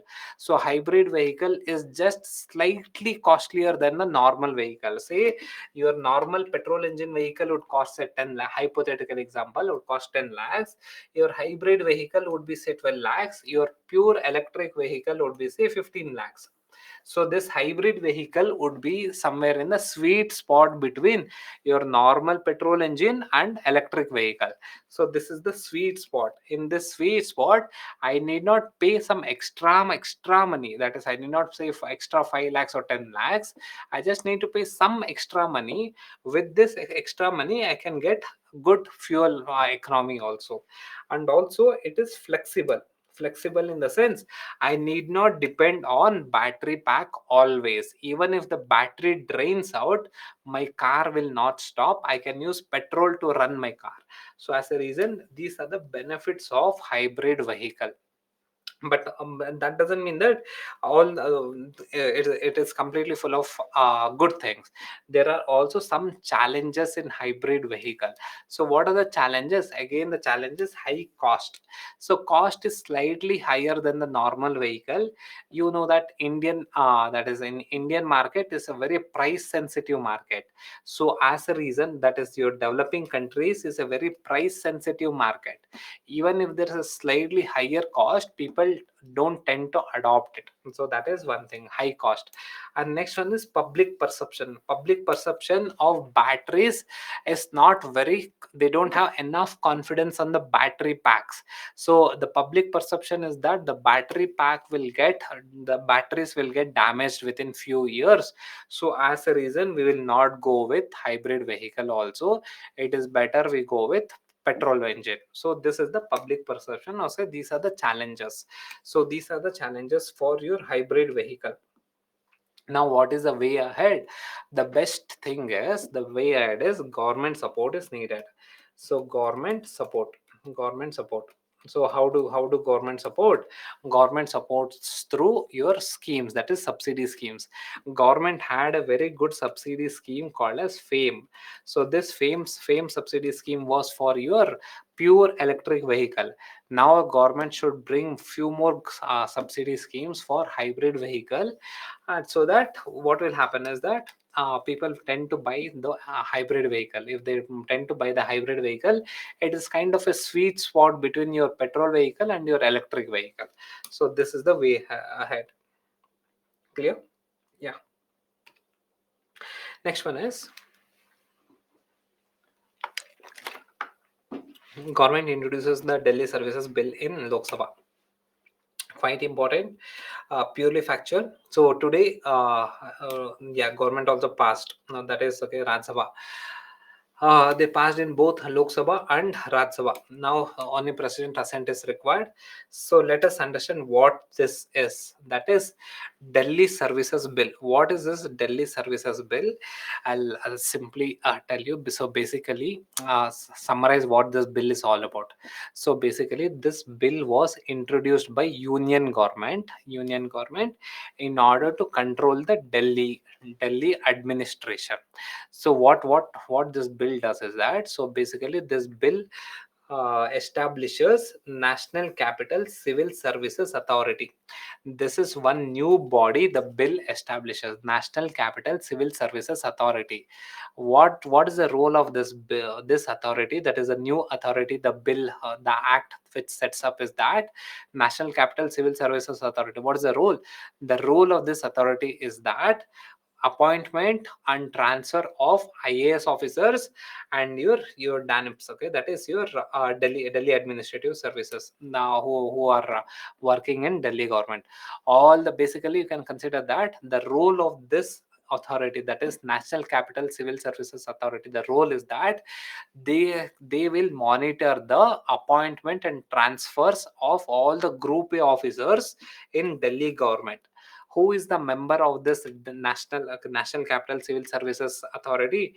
The member of this, the member of this National Capital Civil Services Authority is that the chairperson is Delhi Chief Minister, and next one is Principal Secretary.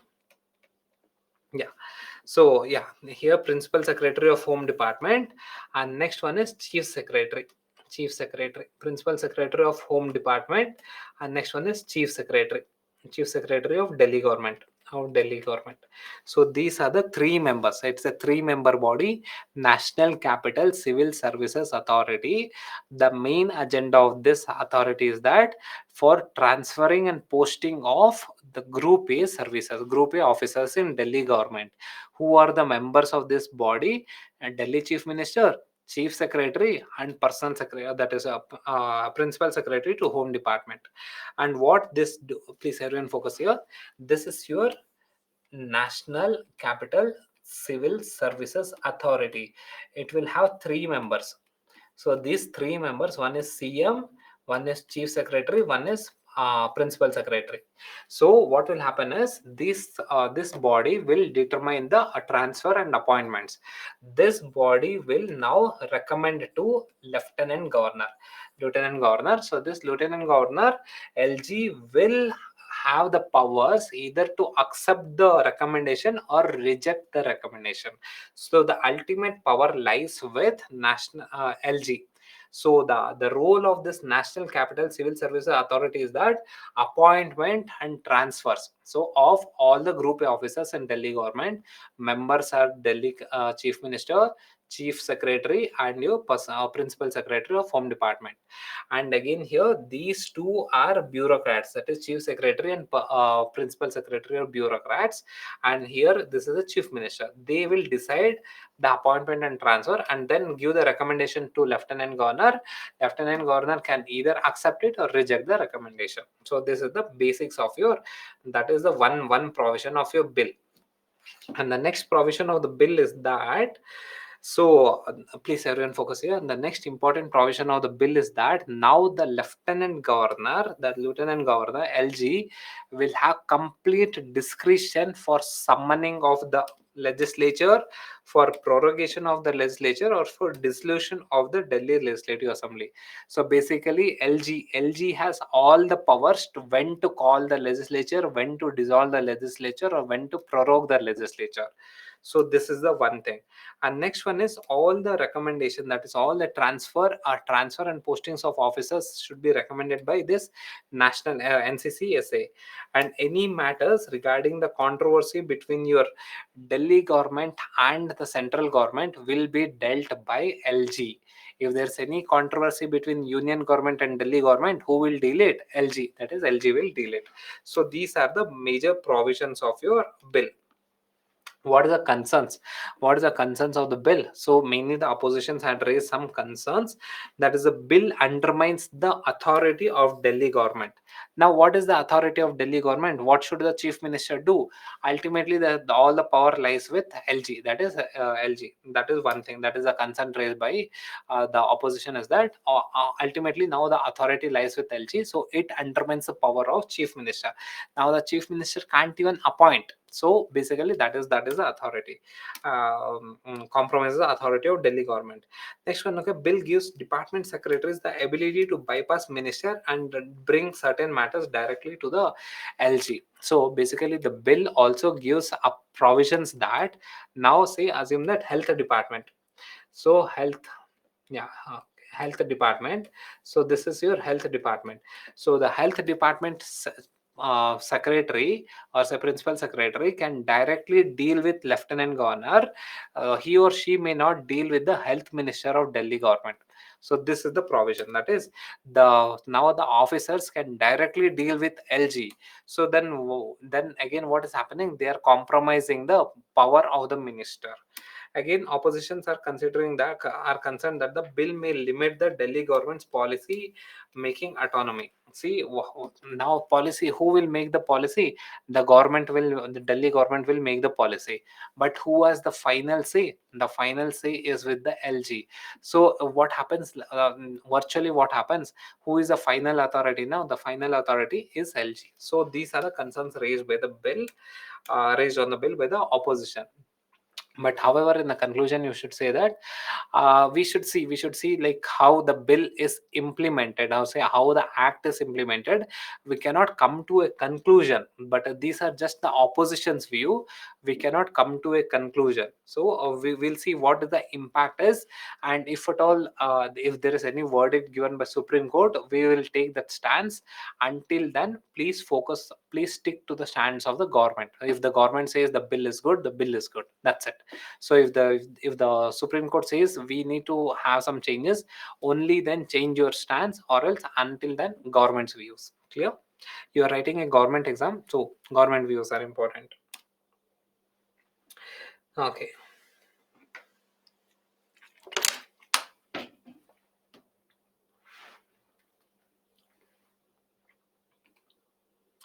Okay, so we'll take up a very simple concept, very simple concept, plastic overshoot dig. So again here, if you don't focus for next 2-3 minutes, you'll not understand the concept at all. So it's not some rocket science, basically very nuanced concept. Just understand this. So plastic overshoot day. So what is this plastic overshoot day? It's a simple concept. So plastic overshoot day.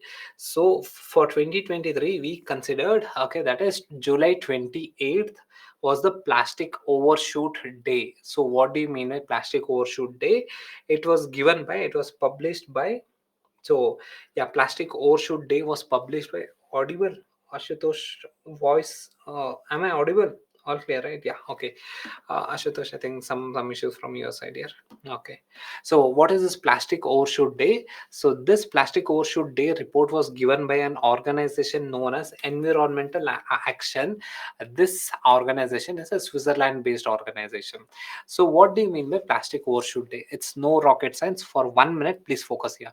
Plastic overshoot day means, so basically it calculates, see here, plastic overshoot day is nothing but the date at which the amount of plastic produced in a year exceeds the global waste management capacity. Let us consider, hypothetically consider, hypothetical example. Let us consider that Bangalore, so Bangalore's capacity to manage the plastic is 100 kgs per year. So this is the Bangalore's capacity to manage plastic, 100 kg per year, hypothetical example. So say on say March 15th, from January 1st to March 15th, within 2.5 months, Bangalore produced 100 kg of plastic. So the overshoot day from March 16th onwards, the plastic, there's an overshoot of plastic. From March 16th till December 31st, whatever the plastic that will be produced, Bangalore doesn't have the capacity to manage that waste. So that is called as plastic overshoot day. That is July 28th, whatever the plastic that was produced from from Jan 1st, that is January 1st, from Jan 1st to July 28th, whatever the plastic that was produced this year could be recycled. But whatever the plastic that is produced from 29th July to say 31st July, 31st December, so this plastic cannot be recycled because we don't have the capacity. That is, Earth doesn't have the capacity. So this is the concept of your plastic overshoot day. The day plastic overshoot day is nothing but the day where the capacity to manage the plastic waste depletes, so beyond which we cannot manage. Say for example, Bangalore has a capacity to manage 100 kg per year. This is the hypothetical example. Bangalore has a capacity to manage 100 kg plastic per year. So what happened? From January 1st to March 15th, Bangalore generated 100 kg of capacity. So what is the overshoot day? The overshoot day, plastic overshoot day, was March 15th. From March 16th onwards, whatever plastic which we produce, it cannot be managed because Bangalore doesn't have the capacity. Similarly, plastic overshoot day for Earth was, that is July 28th.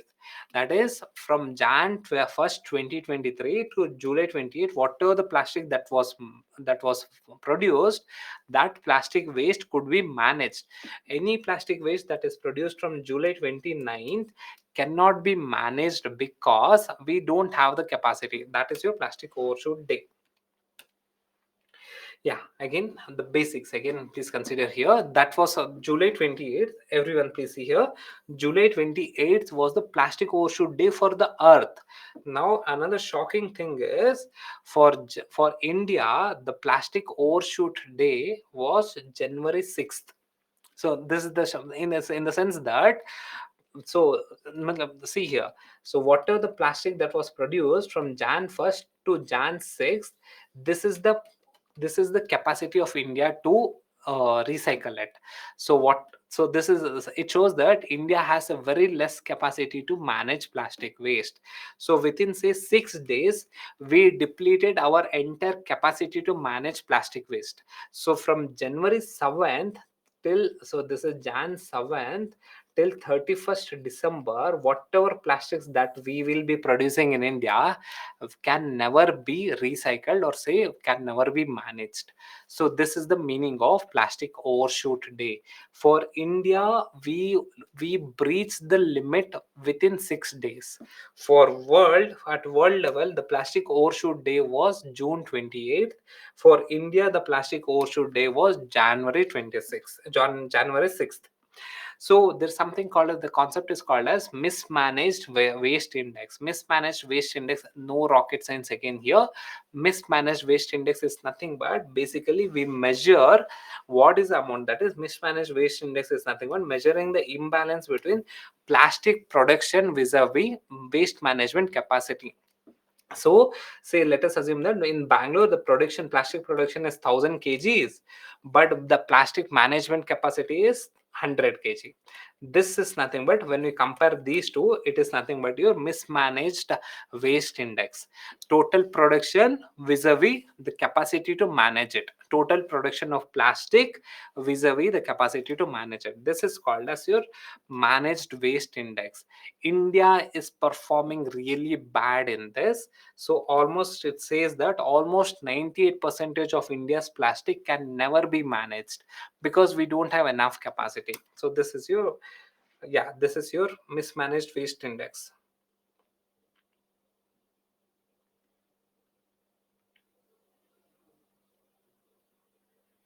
Wow. Yeah, with July 28th. July 28th. Yeah. So what are the major findings in the report? So the report says that almost, say, that is 12 countries, India along with 11 other countries. So basically there are 12 top 12 countries contribute to over 50 percentage of world's plastic. Understood? And here you should know that India is the leading waste producer in terms of plastic. So this is one thing. And next one is, next, the report says that majority of this plastic waste are due to this single use plastic. I'll extend the class by 5 minutes max, please. Max 5 minutes, please focus here. So single use plastic, that is major, the report says that the majority of the plastic waste is due to this single use plastic. Say your spoons, your, say, this is again single use plastic bottles. So these are single use plastics. And next one is projection. The report says that it projects that by 2040 the plastic pollution will triple by 2040 with respect to the present 2022 situation. Within the matter of next 18-20 years, the plastic pollution will triple. So that is, these are the findings in the report. And another finding is that the per capita consumption of plastic, that is per capita generation of plastic waste, is high in Iceland.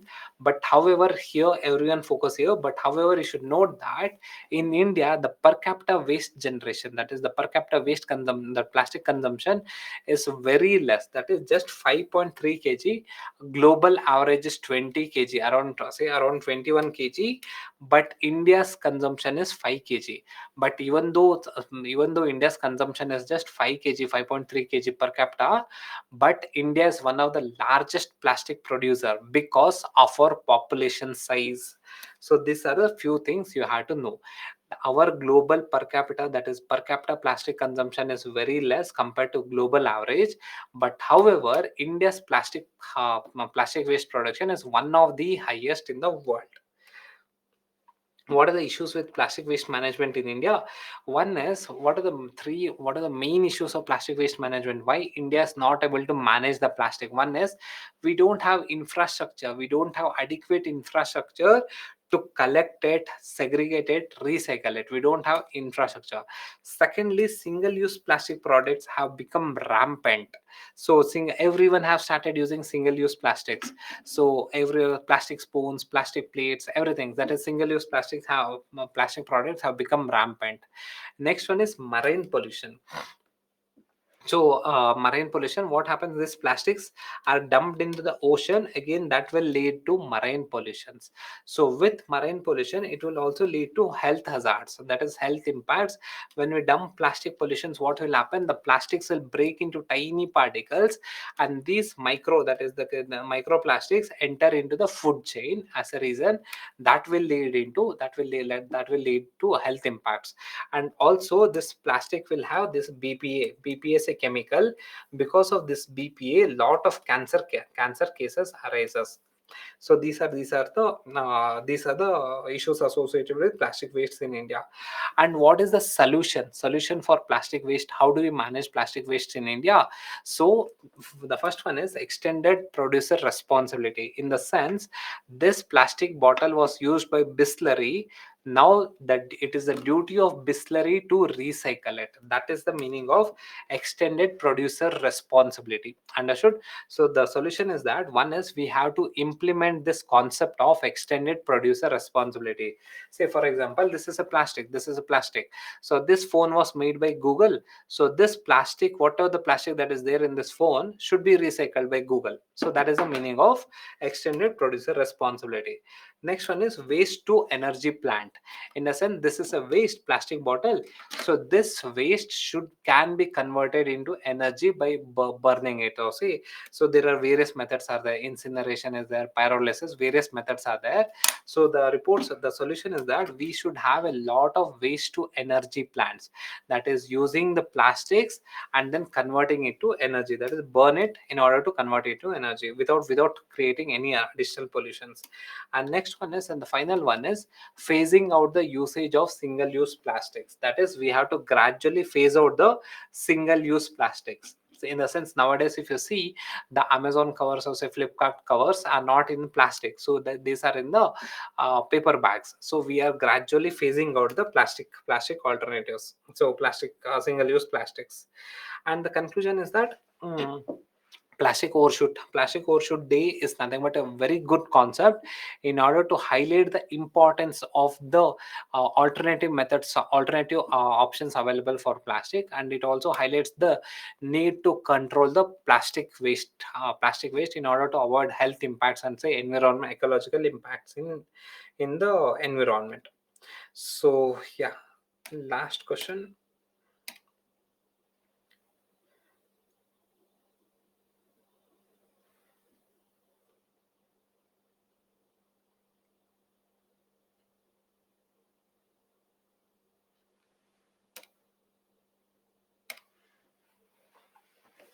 Yeah, any doubts?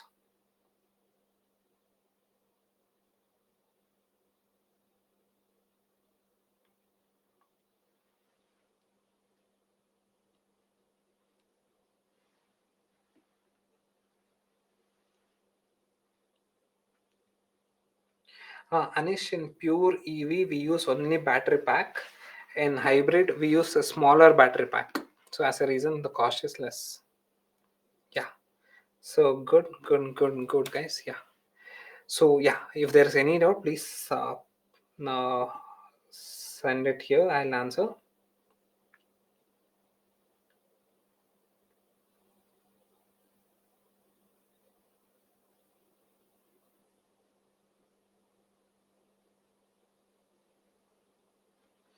Okay. Ashwin, hybrid EV is nothing but a combination of your internal combustion engine plus your uh, electric motor. Electric motor. It's a combination. Say, for example, the recent Innova hybrid, all these hybrid cars. Yeah.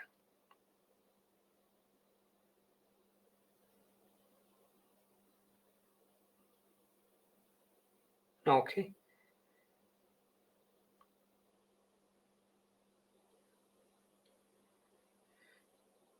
Yeah. Okay. Chalo then. Good night. Study well. Good night. Keep writing answers. Keep solving PYQ, prelims PYQs. That's very important. Yeah. Thank you. Good night.